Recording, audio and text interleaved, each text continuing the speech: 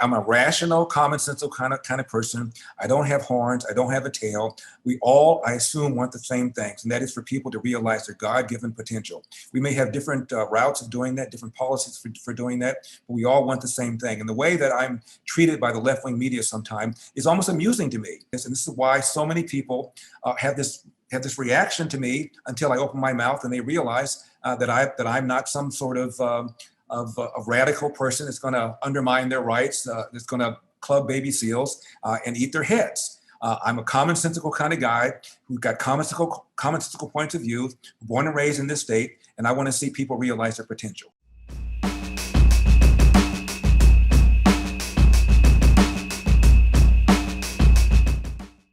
Welcome, Mr. Elder. I'm David Lesher. I'm the editor here at Cal Matters, and I'm going to play a kind of a host for our discussion today.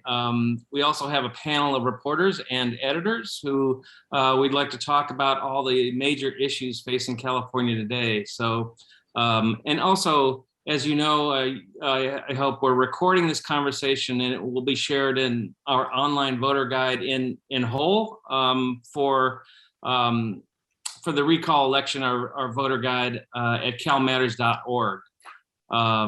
So let me make a quick round of introductions and then we'll get right to questions so we can cover as much ground as we can, like I said. Just for our folks, if you want to wave when I say your name, Vicki Haddock is our managing editor. Foon Rhee is our political editor. Ben Christopher is our political reporter. Emily Hoven is our newsletter writer.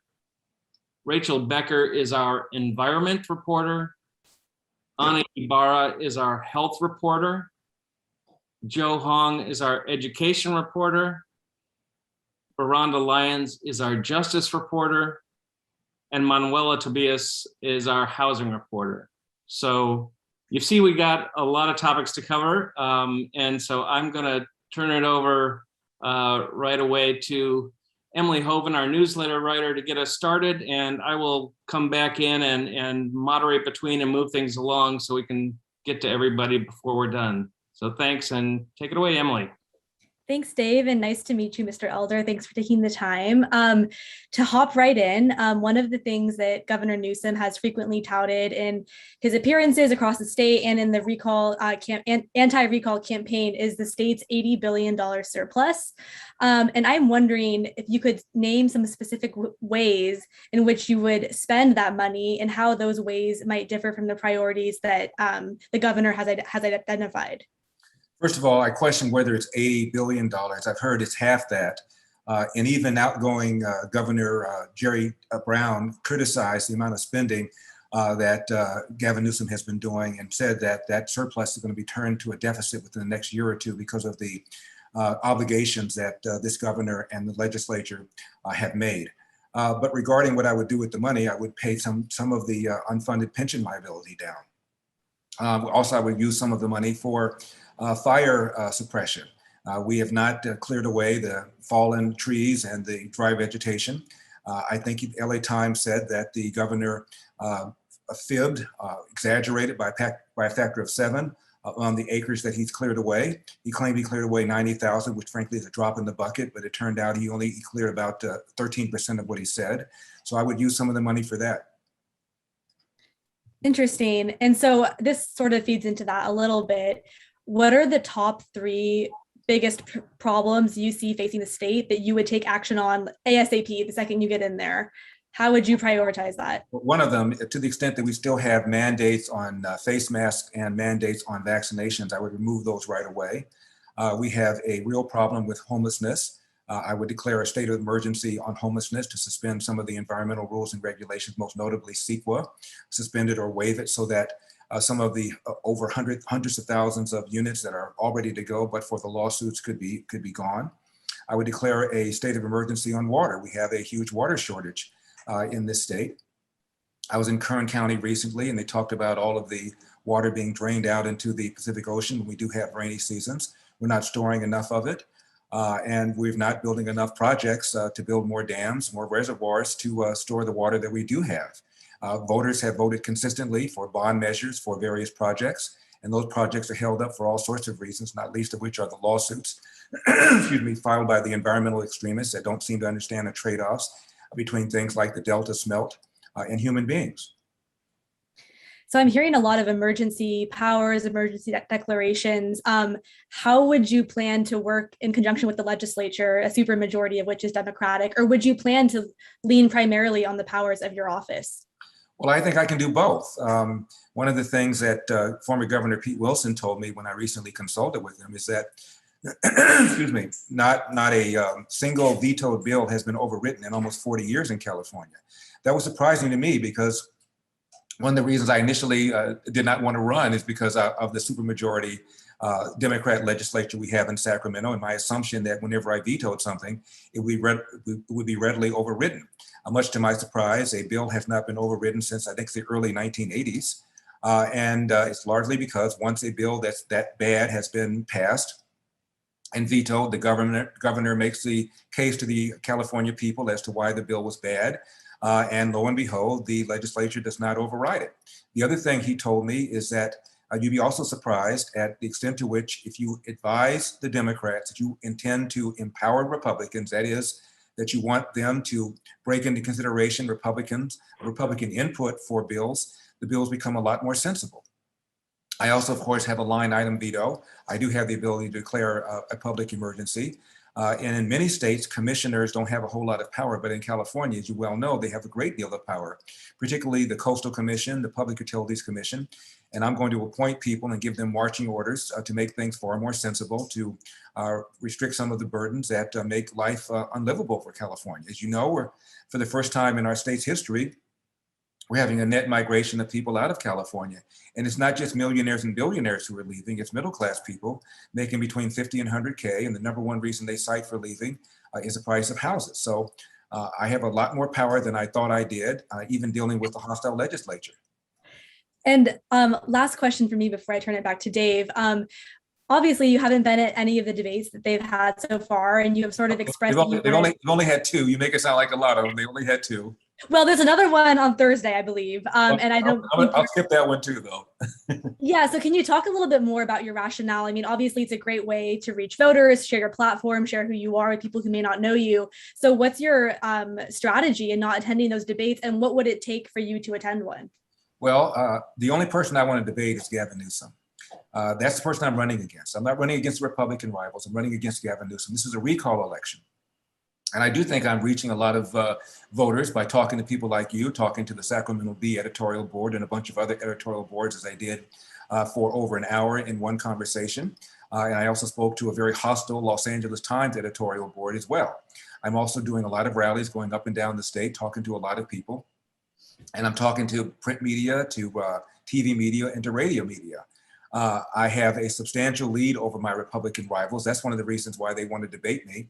If I was sitting at 2% of the polls, I'd want to debate me as well. But again, we all pretty much agree on what the issues are. The issues are the rising cost of living. The issues are the rising homelessness. The issues are the rise in crime and the way this governor shut down the state, ignoring science quite frequently, while having his own children enjoy in-person private education, while denying the opportunity for in-person education for the people that attend government schools. 80% of the kids attending government schools are Black and brown. These are the ones that they claim that they care about. So I think pretty much all of us know what the issues are, and pretty much all of us have pretty commonsensical solutions for these issues. So I don't see a whole lot of point in debating my Republican rivals when if the first part of the ballot does not go our way, that is 50% of voters plus one must agree to recall Gavin Newsom. It really doesn't matter what the rest of the Republicans say or do. And frankly, I would support any of my Republican rivals, the prominent ones anyway, over Gavin Newsom. Good. Thank you, Emily. And now I want to turn to the environment and our environment reporter, Rachel Becker. Hi. Thank you so much for joining us today. We know that environmental issues are really at the top of people's minds right now. So I'm looking forward to hearing your thoughts, starting with how you envision executive orders as part of your environmental arsenal. We know that Governor Newsom has issued a number of environmental executive orders, including phasing out the sale of new gas-powered cars in the state over the next 15 years, a mandate to stop approving new oil fracking. So what happens to those orders if you take office? They'll be repealed. I believe that we've had a war on oil and gas in California for decades. California at one time was headquartered to all 10 of the major oil and gas companies. I think the only one left now is Chevron, and they're putting many of their assets in places like Texas. I also believe that we ought to be encouraging fracking, not discouraging fracking. It can be done safely. I also think there's a problem with the perception of nuclear. We only have one nuclear power plant left now, that's Diablo. San Onofre was shut down a little while ago, and Diablo is expected to be decommissioned in the next few years. It is one of the reasons why we're having rolling brownouts. I think roughly around 8 to 10% of our energy was coming from nuclear. Less and less is now coming from nuclear. And the perception of nuclear is that it's about Chernobyl or 3 Mile Island. Chernobyl was always poor technology. 3 Mile Island, by the way, nobody died in 3 Mile Island, but the technology is far better than it was even back then. And nuclear is carbon emissions free. So it seems to me that some of the environmentalists ought to be taking a look at nuclear. And also this business about force feeding our economy from a fossil-based economy to a renewable-based economy also omits costs and benefits. There's a documentary that the producer of Michael Moore's films did called Planet of the Humans, where they argued that it is false that we can, on a dime, have a renewable-based economy. And the documentary even chastised people like Al Gore for giving that false impression. So for all those reasons, I think we're having rolling brownouts. We're having energy shortages that we ought not have here in California. And I'm going to use whatever powers I can to reverse that so that we have abundance. We don't have rolling brownouts and shortages as we're having right now. I certainly would not mandate any kind of electric cars by X year, whatever he's done. I think he said we should have a carbon neutral economy by 2035 or something like that. No matter what California does, as long as China and India are still spewing out CO2, whatever we do will have absolutely no effect or a negligible effect on the economy, on the climate rather, while doing a great deal of damage to our economy, particularly middle class people and lower class people whose energy bills are going to be higher because of this. I'm curious, so that California's climate regulators have said, though, that there are much bigger cuts in climate warming pollution needed to reach the statutory goal of reducing greenhouse gases by 40% over the next 10 years. So I'd love to talk a little bit more about how you plan to address that. It sounds like nuclear is going to be a big part. And so also how specifically you intend to promote nuclear in California. Well, regarding the statutory goals, are they statutory goals or are they executive goals that have been pushed by this governor? They're law. We have they are state law. We have a greater percentage of energy required to become coming from renewables every single year, which has deprived people like PG&E from spending money on fire safety and fire prevention that they otherwise would. I would argue that these laws are bad, and to the extent that I can make the case for California voters to repeal them or roll them back, I will. So we're seeing, the consequences of climate change, worsening wildfires, dangerous heat waves, increased risk of extreme drought. How much of a threat do you think climate change poses to California, and what are you prepared to do to address it? The assumption seems to be that the reason for the severity of fires is because of climate change. I certainly think climate change has a role, plays a factor. And I think human activity plays a role, a factor in climate change. But I think the bigger problem has been the war on logging. The logging industry is a shell of what it used to be. And as a result, we have thicker trees than we used to have before. And as I said, he misled Californians by a factor of around 7 about how many acres of fallen trees and dead vegetation that he's cleared away. I'm going to clear that away. Governor Jerry Brown left a plan to clear 500,000 acres of fallen trees and dry vegetation, which is a massive, massive amount. And he claimed, Gavin Newsom did, that he cleared 90,000 acres away when he cleared about 1/7 of that away. So I would say the bigger factor driving the severities of these fires, and why we're so concerned about them, is a growing number of homes and structures that are there, as opposed to the climate. Again, I'm not saying climate doesn't have a factor, but I don't believe that it's nearly as big a factor as the human failure to enact the type of fire suppression measures that should have been enacted a long time ago. You mentioned that you'd spend some of the state's surplus on forest management, but the biggest landlord in California is the federal government, which owns more than half of the forest in California. So how would you tackle that? Well, it's all about relationships. It's all about having a relationship with the feds, with the various players, including state players. And I would get them together and get us all on one same page. It's everybody's best interest to clear fallen trees and dry vegetation. It's not done on the federal land to the extent that it should be done. It's not done on state land to the extent that it should be done. This is all about relationships. Good. Thank you very much, Rachel. Thank you. So I want to move to our next topic is healthcare, and our health reporter, Ana Ibarra. Thanks for doing this, Mr. Elder.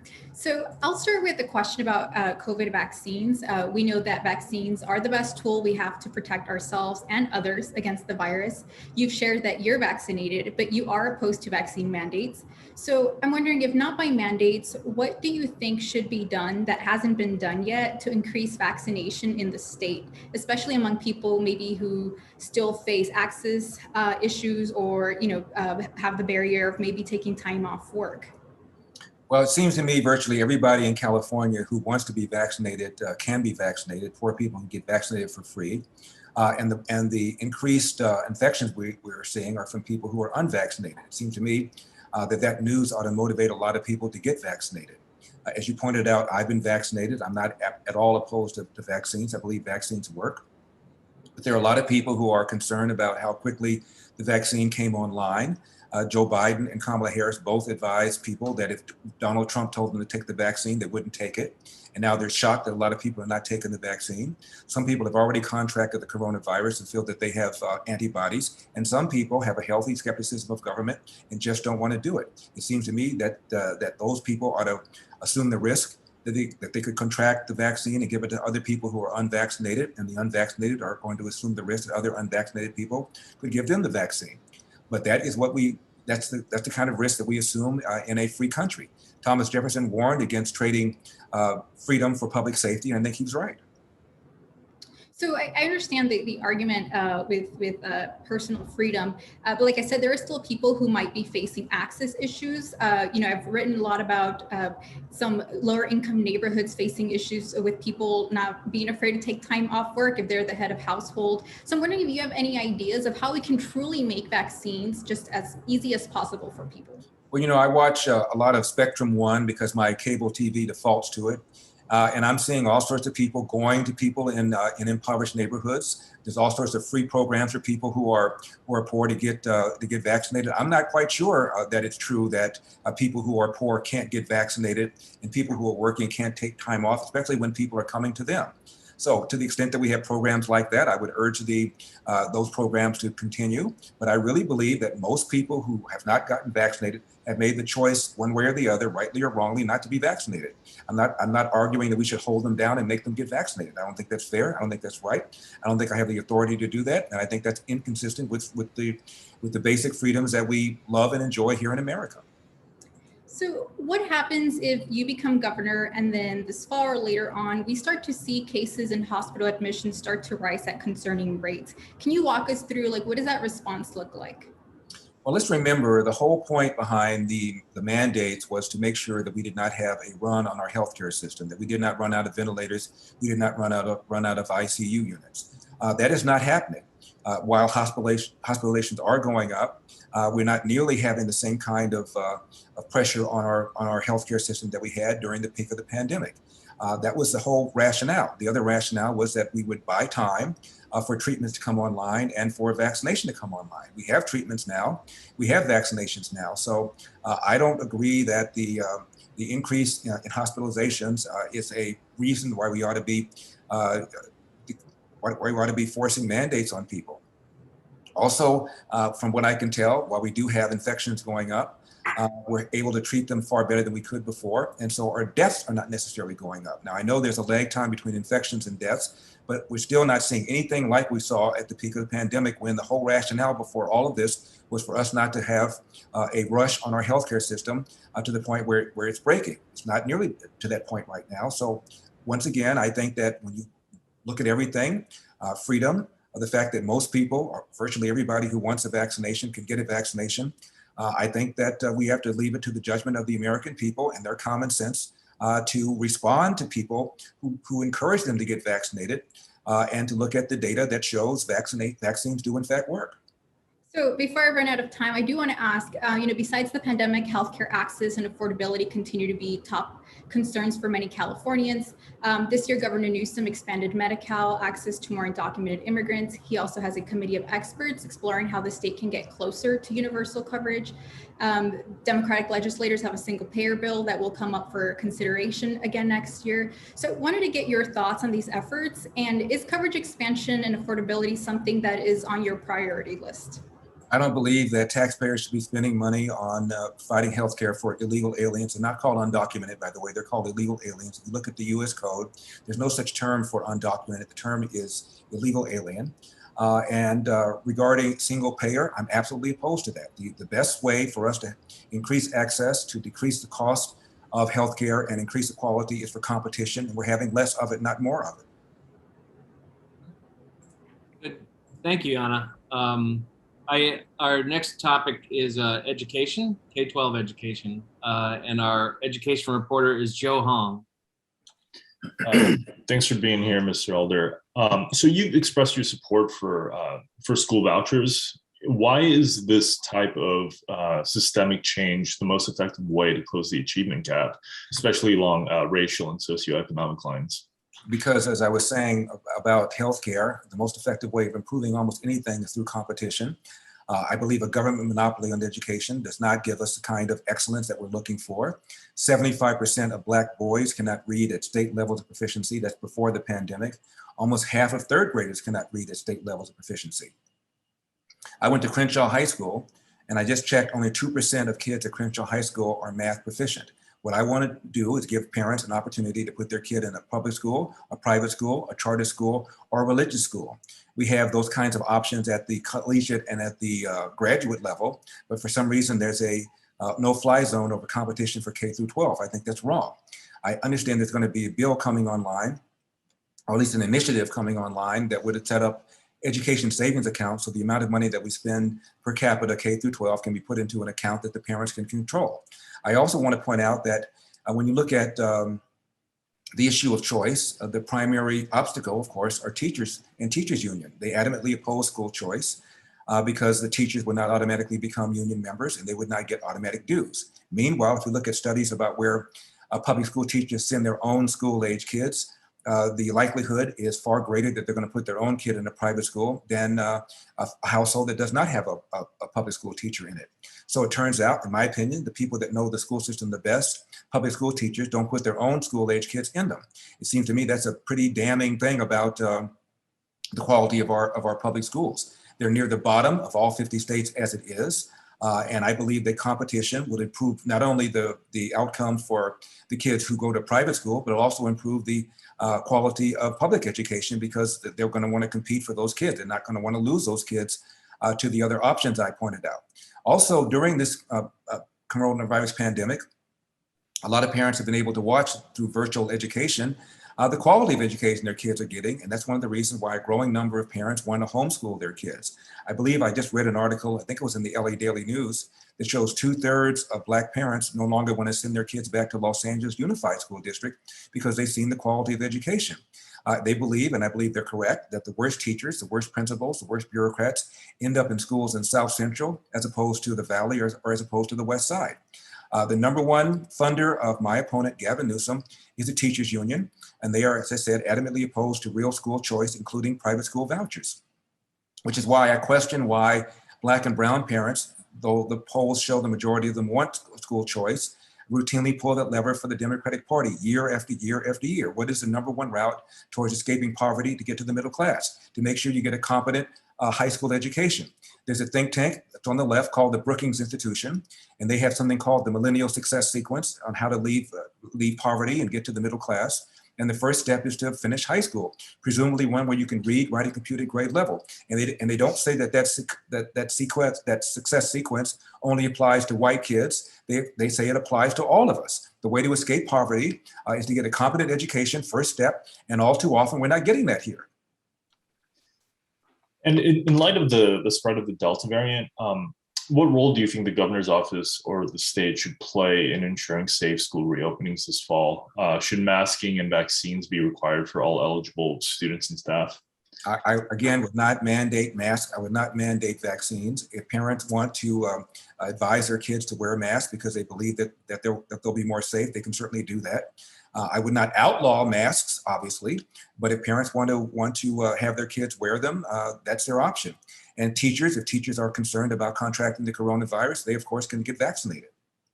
Well, I've talked to parent groups though, who a year ago were really pushing hard for reopening schools. And now this year, they're really pushing hard for vaccine mandates for teachers because they think the state should be doing everything it can to keep schools open for the entire school year. So what's your response to those parents? I've talked to parents that have just said just the opposite. Fair enough. Who would you appoint to the State Board of Education? I haven't made that decision yet, but I'm going to appoint somebody who truly believes in choice in education, somebody who has the same philosophy as the former Secretary of Education, Betsy DeVos. I like what she was doing, and I'm going to appoint somebody who's got that same kind of philosophy. Great, thank you. Great. Thank you, Joe. Our next topic is justice issues, and our reporter on justice issues is Rhonda Lyons. Hi, Mr. Elder. Thanks for joining.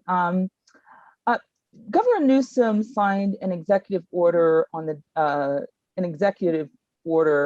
death penalty, an executive moratorium on the death penalty, even after voters overwhelmingly said that they support executions. If you were to be elected as governor, would you resume executions, or would you also place a moratorium on the practice?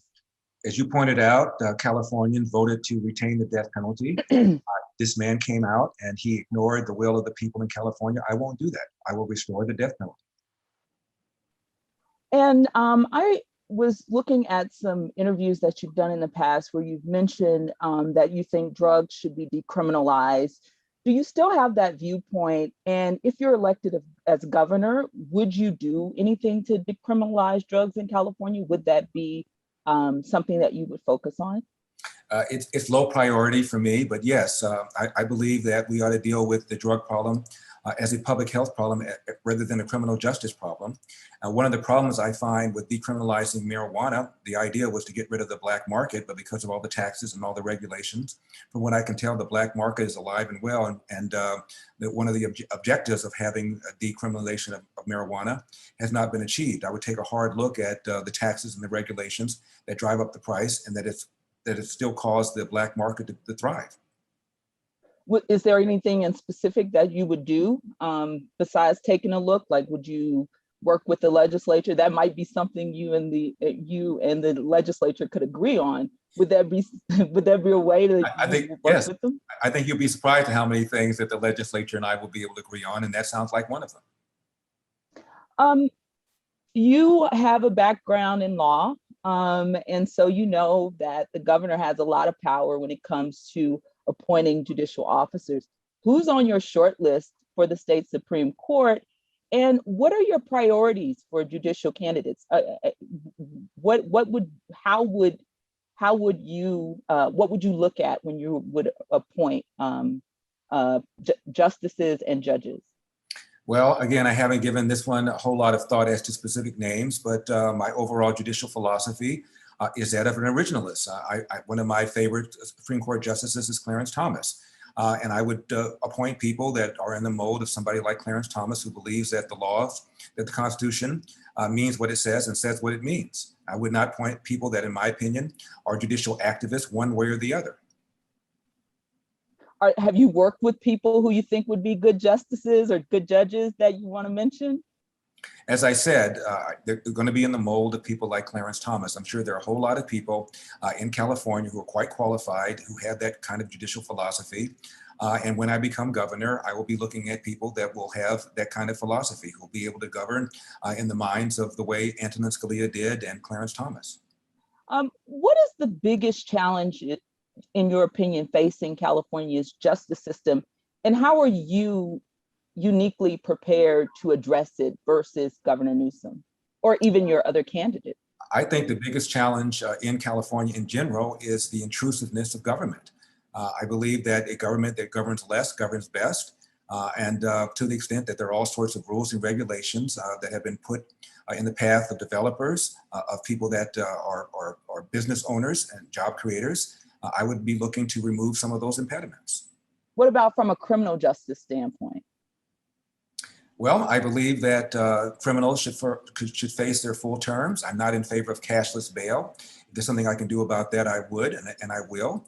I think we've got two soft on crime DAs in San Francisco and in Los Angeles, both of whom, by the way, are facing recall elections.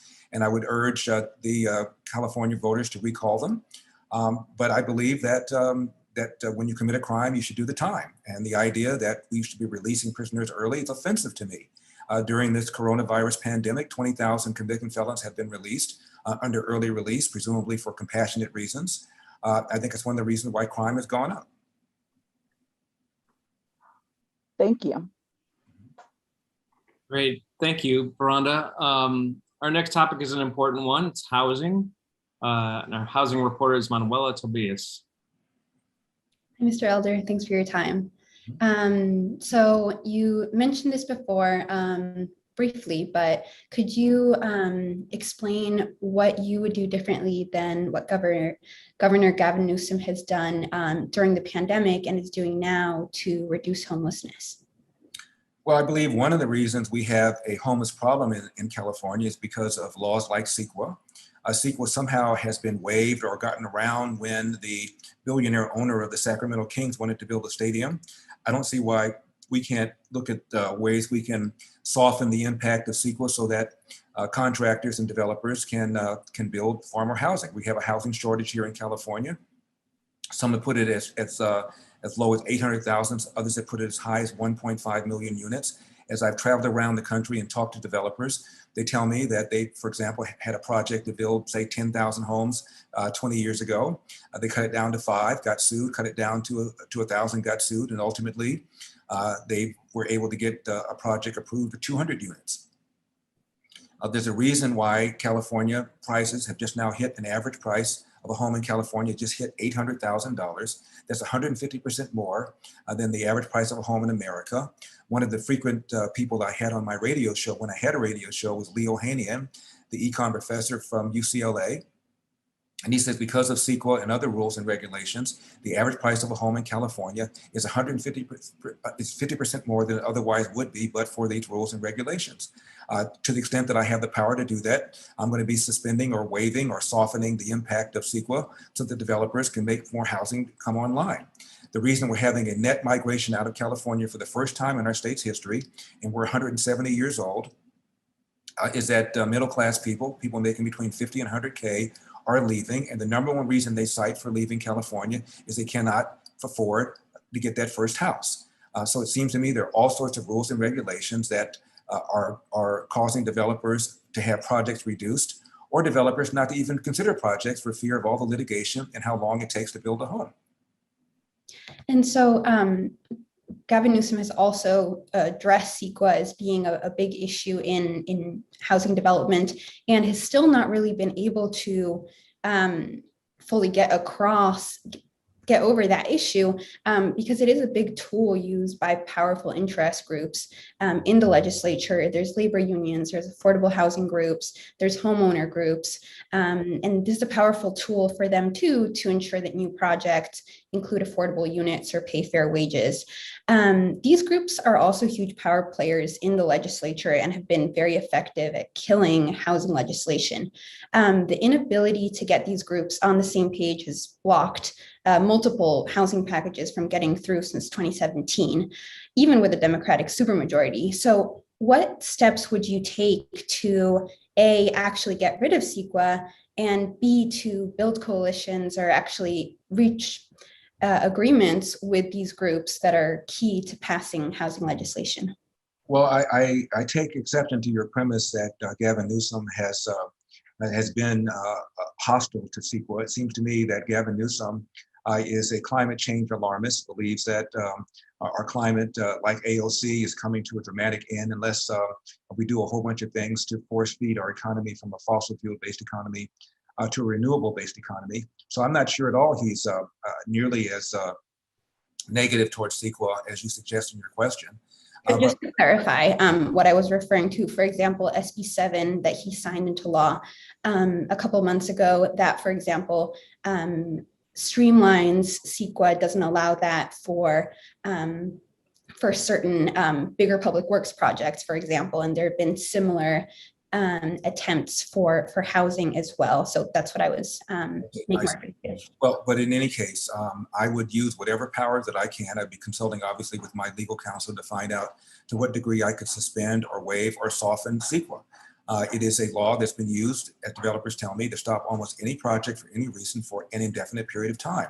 And I don't think that the governor has used his bully pulpit to explain to the taxpayers, to Californians, exactly the damage being done by these kinds of laws. These kinds of laws, as I said, have resulted in a dramatic shortage of houses in California, which is why the price of homes is so high. And I'm not sure that the average Californian understands the power of these environmental extremists and the stranglehold they have over lawmakers in Sacramento. I'm going to use the power of my bully pulpit to explain these kinds of things. So hopefully we'll get pressure on lawmakers to soften, to waive, or to water down Sequa so that we can unleash the power of the public sector, private sector, so they can build enough homes so that Californians don't have to leave.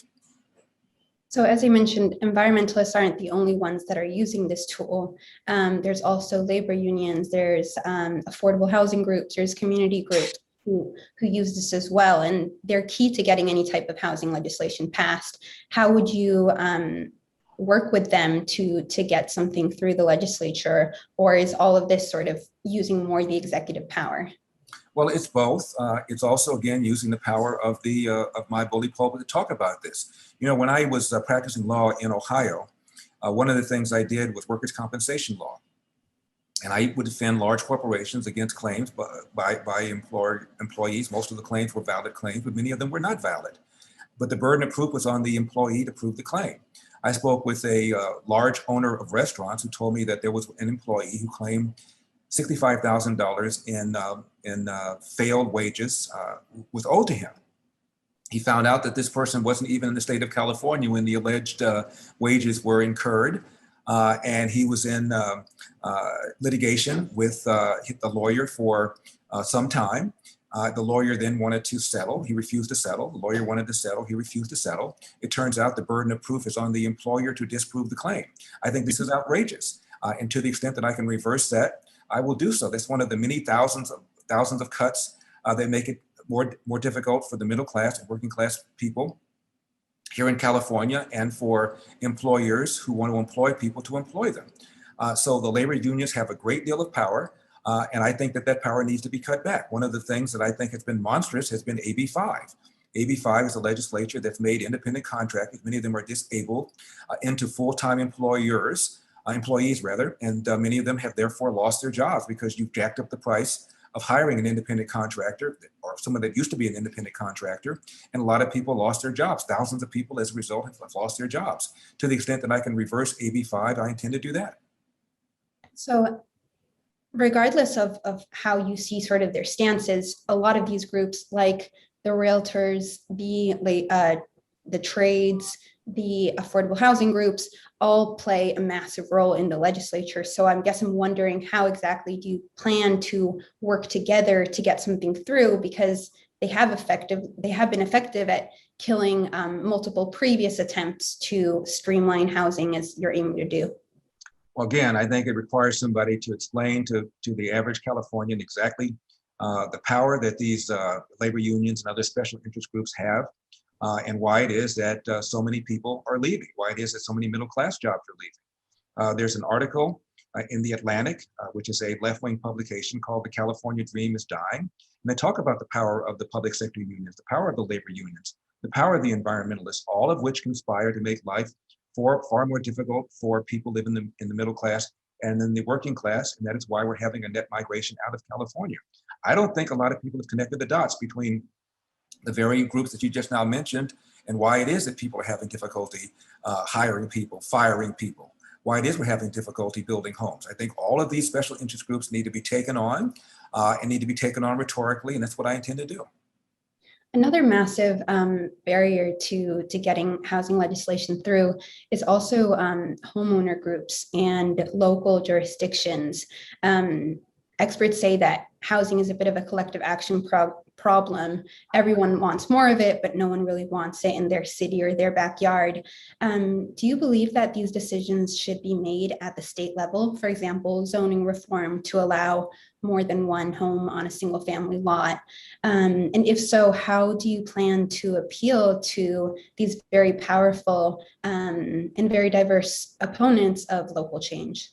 I think the best decisions, whether it's housing or anything else, is better done at the local level. I would not be passing all sorts of state laws and state mandates, but I believe that things like that should be done at the local level, not at the state level. And so what many experts say has happened by letting these issues be sorted at the local level is not a lot of progress. And as we're seeing this type of housing crisis. So what do you believe the state should be doing besides reforming Sequa to ensure that the state actually meets its housing goals? You know, there are benefits and costs, and I think that often the costs are not explained clearly to Californians. But I do believe that still these decisions should be done at the local level.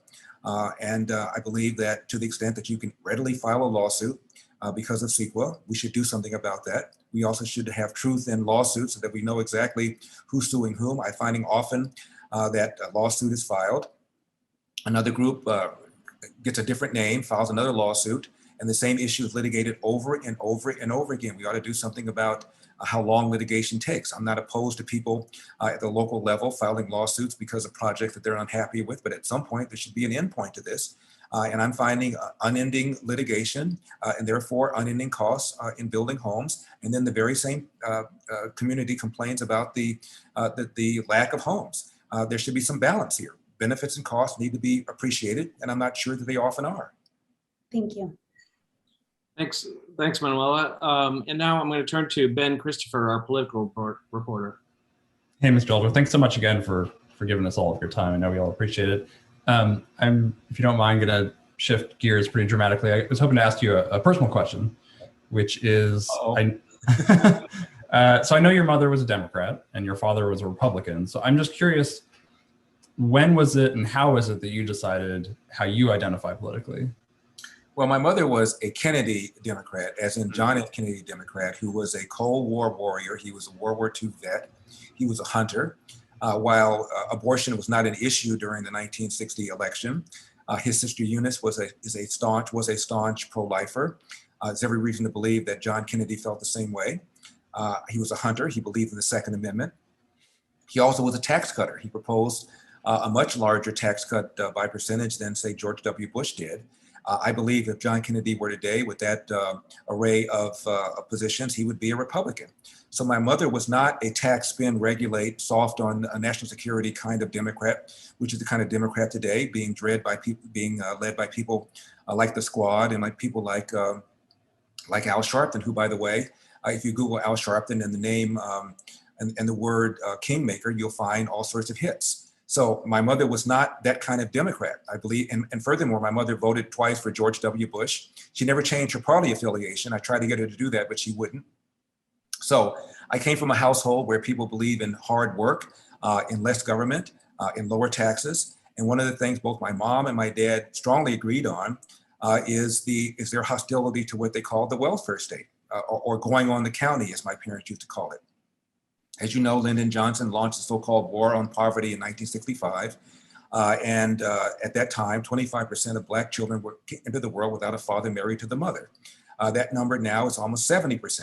So 25% of white kids now enter the world without a father married to the mother. Nearly half of all Hispanic kids do, and 40% of all American kids do. And it was Barack Obama who said a kid raised without a father is 5 times more likely to be poor and commit crime, 9 times more likely to drop out of school, and 20 times more likely to end up in jail. I think we ought to be having a discussion about whether or not the welfare state has encouraged women to marry the government and has encouraged men to abandon their financial and moral responsibility. I think it has, and I think we ought to take a good hard look at that.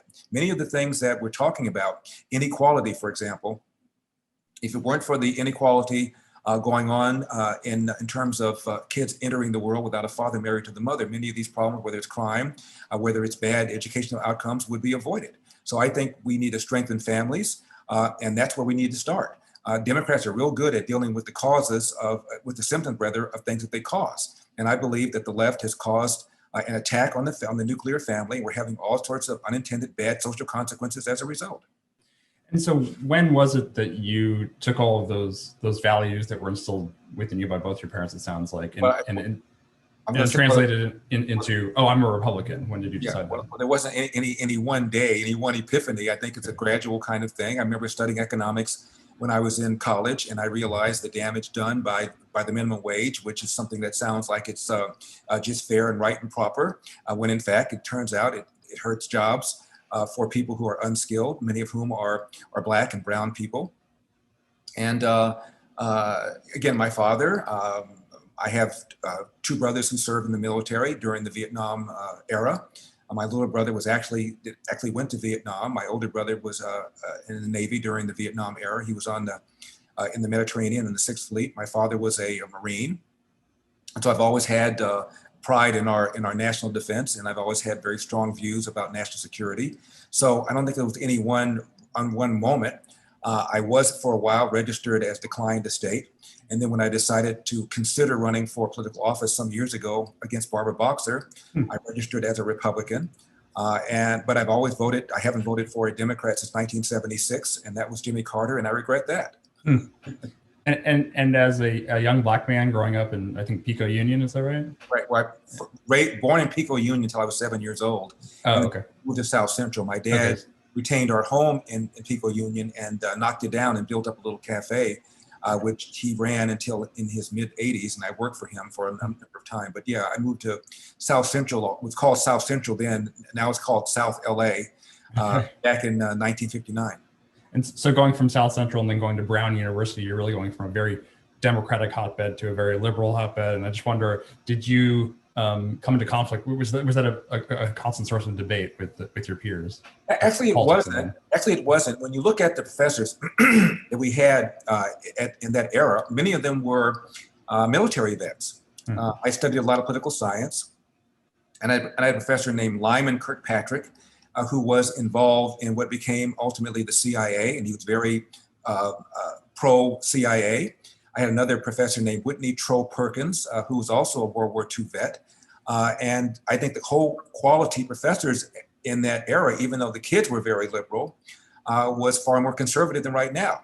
Now the professors are very liberal and even more liberal sometimes than even the kids are. But when I was there, you had a lot of professors that believed in national security, that were not hostile to America. We didn't have socialists, we didn't have Marxists. I recall my professor of economics, she said that there ain't no such thing as a free lunch, and talked a lot about the trade-offs, zoning ordinances, increase the cost of housing. She talked about the damage being done by the minimum wage. And so I don't believe the professors were nearly as radical as they are right now. So I don't recall having any real issues with my professors. And I was young. I think I remember feeling at one point that we should have socialized medicine, until I took economics and realized that the best way of improving the quality of anything is competition. You want to increase accessibility, want to increase quality, you want to lower the prices, you need to have competition, whether it's healthcare or flat screen TVs. So to shift gears for a second, I wonder if you could tell us a little bit about your relationship with Stephen Miller, because I think a lot of people would be surprised to learn that he got his career start perhaps on your program. I wonder why you bring up Stephen Miller. Is there something about Stephen Miller that I should be defending or should be advocating? Why would you bring him up? Because he's a well-known public figure. So is Thomas Sowell. Thomas Sowell's been on my show many times, as has Walter Williams been on my show many times. as has Leo Haney been on my show many times, as has Stephen Moore been on my show many times. Why would you bring up Stephen Miller? Well, isn't it true that he called in when he was in high school? I think it's It is true he called in when he was in high school. He was on my show a number of times. But I just wonder what the point is of bringing up Stephen Miller. We're talking about crime. We're talking about the rising cost of living in California. We're talking about homelessness. We're talking about the way Governor Gavin Newsom shut down the state by ignoring science. And you bring up Stephen Miller. I'm just wondering what the agenda here is. What's the point? Am I somehow a Nazi, a fascist? I mean, what is it? What's the point you're bringing? I did not say any of those things. Well, then why don't you answer my question? What's the point in bringing up Stephen Miller when I've been on radio 27 years? I've had numerous people on my program, including people like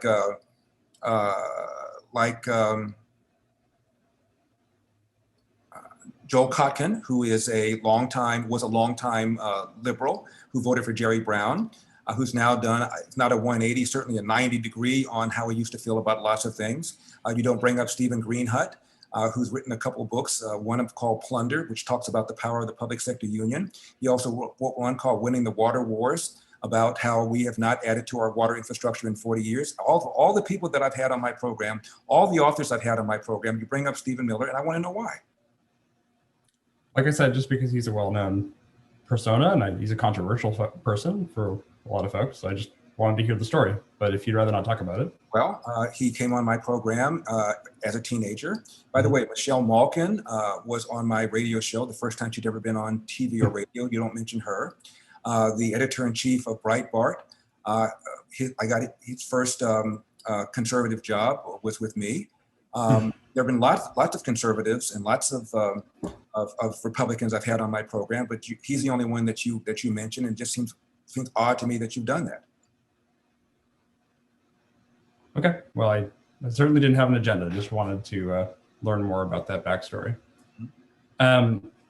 Moving on then to another question. I know you've already been asked today, at least twice, as I saw, but just for folks who are watching this, I wanted to give you an opportunity to respond to this claim that Kevin Faulconer, the former San Diego mayor, made about this article, which he mentioned in last night's debate, last night being Tuesday.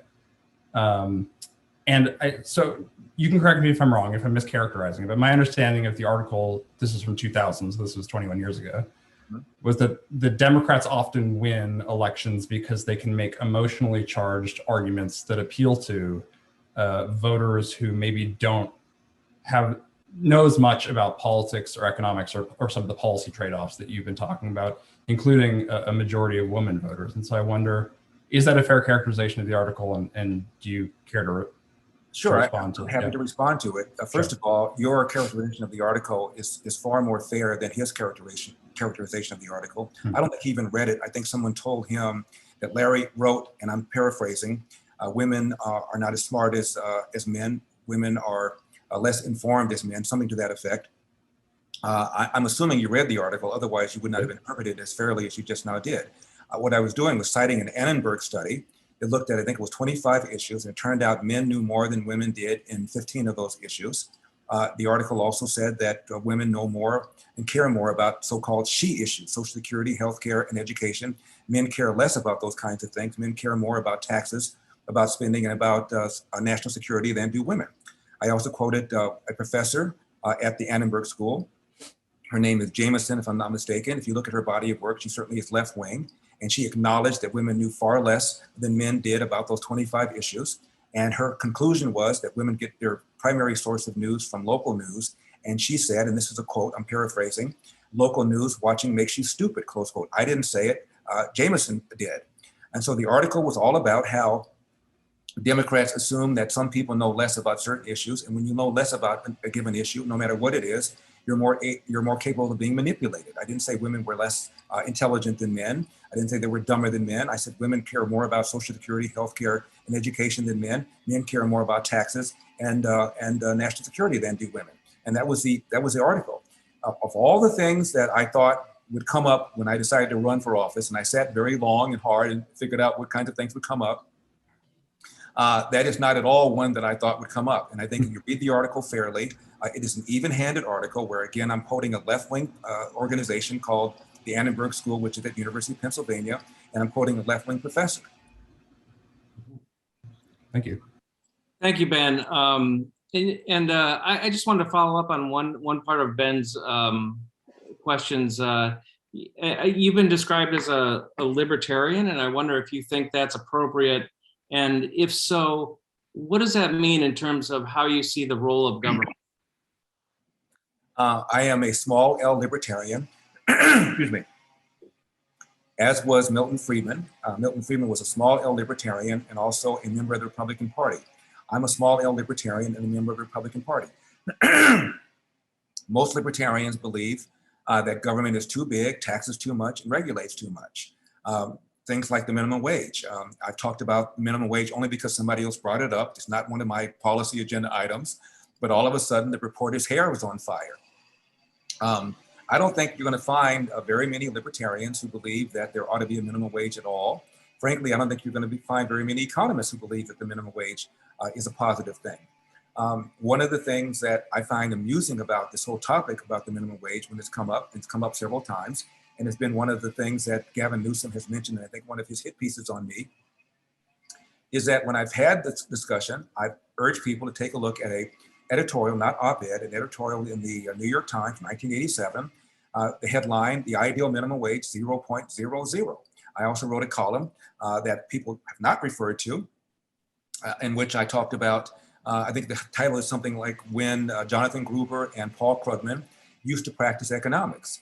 Paul Krugman is probably the most famous economist in the country because he writes a column for the New York Times and therefore has a great deal of influence.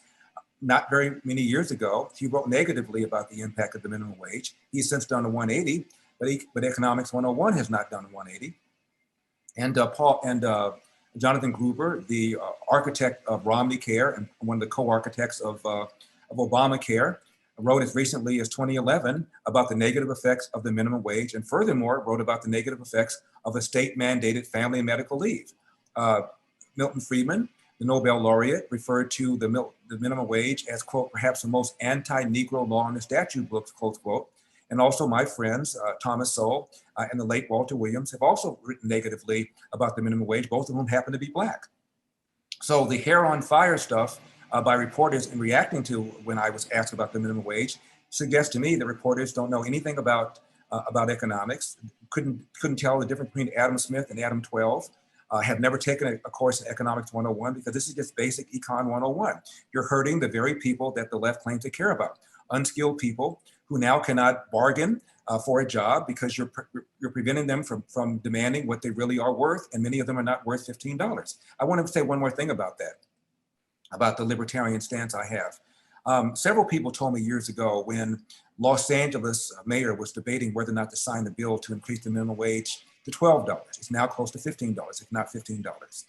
And he invited, Eric Garcetti did, a number of small business people in to talk about this. I think 20 or 30 people were invited in, and every one of them brought in their profit and loss statements. I know this because I received phone calls from several people who were at this meeting, and they all said the same thing. They brought in their profit and loss statements, and they told Garcetti about their thin profit margins. And if you jack up the price of labor, which is our number one cost, we're going to either defer hours, defer hiring decisions, cut hours, or jack up prices, all of which are going to have negative effects. And Eric Garcetti, who, by the way, went to the London School of Economics, didn't study economics, he studied ethnic studies, but you think by osmosis he might learn a little something about Econ 101. He stood up, buttoned his jacket, and said, well, I think you can absorb the cost, and walked out of the room. This is somebody who's never even run a hot dog stand, telling people working 60, 70, 80 hours a week, I can arbitrarily increase your cost of business, and it won't have any negative consequences. This is the kind of insulting thing that I think most libertarians have a real problem with, and this one does as well. Mm-hmm. That is all the time that we have. Thank you very much, all of you, for your questions and for taking the time to do this. Thank you also for your flexibility once again. Larry, do you have any final comments? Yeah, don't hurt me. I'm a rational, common sense kind of person. I don't have horns. I don't have a tail. We all, I assume, want the same things, and that is for people to realize their God-given potential. We may have different routes of doing that, different policies for doing that, but we all want the same thing. And the way that I'm treated by the left-wing media sometimes is almost amusing to me. You've never heard these arguments before. You've never heard the argument that there are trade-offs. You never heard the argument that government should get out of the way and let the individuals make their own decisions.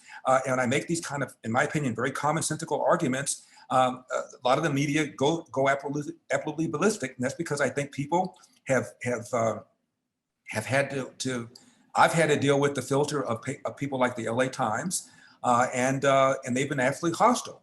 I'm born and raised here in California. I'm from the hood. It seems to me that I ought to be a success story. May I just say this real quickly? I have published about half a dozen books. At least 2 of them have been on the New York Times bestseller list. At least 2 of them have been on the LA Times bestseller list. The LA Times has never once reviewed any of my books. I did a documentary that came out Juneteenth last year called Uncle Tom, An Oral History of the Black Conservative. If you haven't seen it, I urge you all to take a look at it. And it made more money than all 5 of the films that were nominated for Best Documentary last go around. Made more money combined, had a higher IMDb rating than any of the ones that was nominated. And we hired a consultant to get the movie considered for Academy Award consideration. And it made their short list of 250 documentaries, but did not make the list of the 5.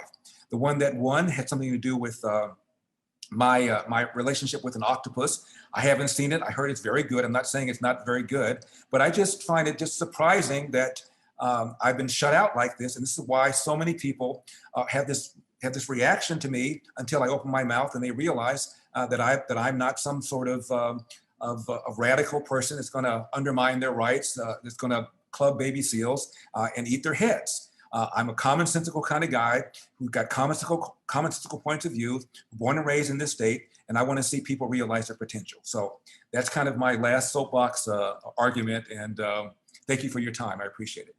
Well, thank you for your time. To learn more about the recall election and more on candidates' views, check out our recall voter guide on calmatters.org.